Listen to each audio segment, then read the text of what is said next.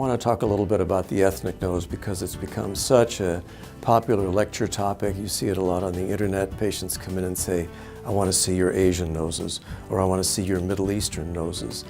The important thing about the ethnic patient, and really about every patient, is that some patients with identifiable familial, racial, or personal characteristics want to retain them. So they may have a high bridge, they want to still keep some height to the bridge. They may have an angular tip or a certain amount of nasal length, they don't want to change very much.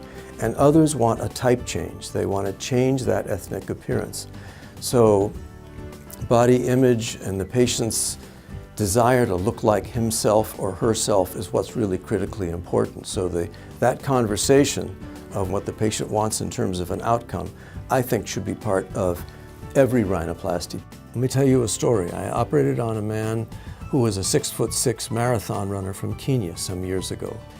He had a rhinoplasty, had lost some of his airway, had this little dinky brown nasal appearance, and he brought in photographs of his father and his brother, and he said, I don't look like my family anymore.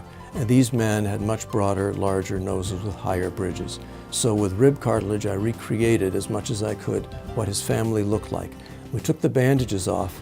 The tears started streaming down his face, which surprised me because he's such a big, strong, athletic man, and yet the feeling of suddenly belonging to his family and regaining his body image was very powerful.